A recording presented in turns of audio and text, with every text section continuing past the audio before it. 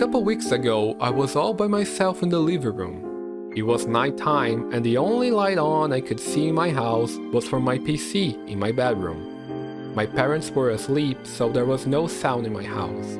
I was looking through the window, appreciating the not-so-dark night of a big city like the one I live in, seeing the sporadic lights from cars on streets really far away.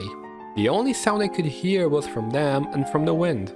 I started to imagine myself living in this empty world, all by myself in a quiet world where everybody vanished. It made me feel weird, especially when I started to consider the possibility of having some other people out there passing by in their cars. Are they friendly or not? Should I communicate with them? Or be scared of them? That made me scared. Scared of this possibility that my mind just made up. Then I snapped from this and realized I was feeling scared with shivers down my spine because of nothing. Nothing was really going on. I was safe in my house, but I was feeling unwell now. Nothing scared me. How can I be scared of nothing? That nothing was something in my head. Something that, even for just a few seconds, made me feel in danger. But how can something be nothing at the same time? That was just a scenario in my head, and in this scenario, I was scared of being alone and of the unknown. And this feeling was stronger because of where I was in that moment. The nothing I was scared of was, in fact, solitude. Being alone is good in the right moments, of course.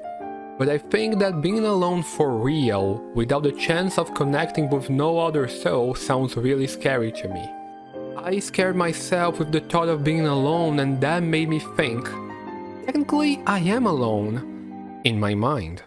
And that's why that was so scary. I can't imagine other people create new worlds, but in the end, in my mind, the only company I have is myself. Our mind is so complex. We process the world we live in using just our senses and the information we collect. We store all of this in our heads and create patterns and paths that we then follow. There's no one there but ourselves. That voice that judges us, that don't believe in us, that second guesses everything, that voice lives in our minds. And that is us. Living among every memory, every lesson, every dream, every thought, in this maze we call mind, there is a ghost of ourselves that knows everything we know and that can play tricks on us. And that made me think, I've seen something like that before, but where? Well,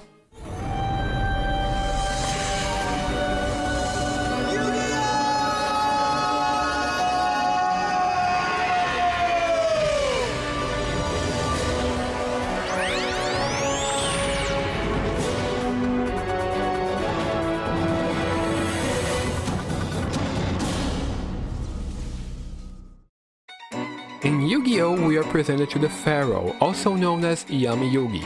The spirit of the pharaoh divides the same body as the boy Yugimoto, and takes control of it during the games of dual monsters that in real life we call Yu-Gi-Oh! This spirit lives inside the millennium puzzle, an ancient relic from Egypt that Muto was able to solve. Even though the pharaoh is amazing in duels, he doesn't remember much from his life in ancient Egypt. He lost his memory and gets to understand more about himself as the show goes on. We learn things as he learns them, but we have a way to understand his mind a little bit more. One character that owns another ancient relic has the power to enter inside people's minds. This character is Shadi, and he pays the pharaoh's mind a visit once. In this event, we can see how this millennium mind looks like. We see Muto's childhood room in his mind that represents his innocence, full of toys and good memories. But when Shadi goes to the other door, the door of the pharaoh's mind, and tries to explore it, he realizes it is a giant maze. This maze is an infinite world with lots of stairs and doors all over the place in patterns that do not make sense. Shadi explores the place, guided by the Millennium Key, trying to find the right room where he will be able to find the answers he wants. However, he fails to find it, entering wrong rooms and almost falling down into a trap that, according to him, would have trapped him in the pharaoh's mind forever. I love how the pharaoh's mind is represented here because, like our minds, it is a maze, full of memories and information that only we can find, that only our ghosts can navigate through. The empty rooms represent traps and waste of time for the ones trying to look into ourselves, but also represent the memories that were taken from us, things long forgotten for whatever reason, like trauma or simply an "I forgot" moment. When Shadi is navigating the maze, he encounters two ghosts from both yugis. Muto is not super used to Iyami's mind, but the pharaoh always knows where he's going. It is his mind after all. Our ghost knows how to navigate our mind, and when we let it walk around freely, it can become our friend or our enemy. When we think about something that happened in our past or try to create a scenario in our mind, it's like our ghost is unlocking that for us or creating new memories like painting a white canvas. It shows us what we want to see, but it can create nightmares when we let it do whatever it wants. I got scared of something my mind created just because I left a little hint of a possibility in my mind, and it took it and expanded that possibility, that idea. I wasn't trying to create a scary situation, but letting my mind in autopilot led my mind to create and show it to me, like the little ghost was trying to work on his own and not with me. Usually, our toughest enemy in this world is ourselves. We doubt, judge, and drag ourselves down all the time, and it all thanks to this ghost that lives inside our heads. It enters the rooms with our fears, insecurities, bad memories, and it spits all in our faces. It makes bad situations look even worse and creates scenarios that are real nightmares to us. However, I'm not here to demonize it. This little fella can also show us good memories, help us through our lives, and be our BFF. I was scared of being alone, but the only one really alone here is the tome in my head. The little ghost is all by itself in my mind, and that cannot change. This fear is a reality to him.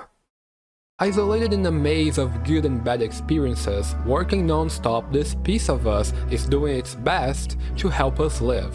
It is really interpreting the world and trying to make into bits that make sense. We will always have the chance to have different relationships with tons of people, to interact with the world, to live new experiences, and it's all through it. But even being part of the process, this little ghost just observes. The anime Serial Experiments Lane, that will definitely have a video of its own on my channel in the future, questions who we are and the perception we have of reality. As the story goes on, Lane gets in a situation that maybe indicated that it was more than one of her out there, like her body and mind were disconnected. Like this ghost I'm talking about? Maybe I'm two Toms, mind and body, or ghost and shell. When I had the idea of talking about all of this, I was going to try to explain my pain, showing how our mind can go berserk sometimes. But meditating on this topic a little bit, I finally got to understand that, like we mess things up, our mind can do that too. When someone else does it, we can get mad, angry, sad, scared, but always with room for forgiveness. So why not with ourselves? Of course, our mind can play tricks on us. Remember things that we want to forget, make mistakes.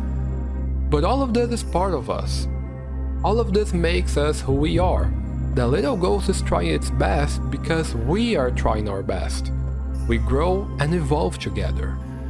The more we understand ourselves, the more we are going to accept ourselves. And blaming part of me for something I didn't like is not fair. In my video, You're Not Better Than Shinji Ikari, I mentioned how we have no time to think about ourselves. It is crazy how we have to prioritize everything but who we are.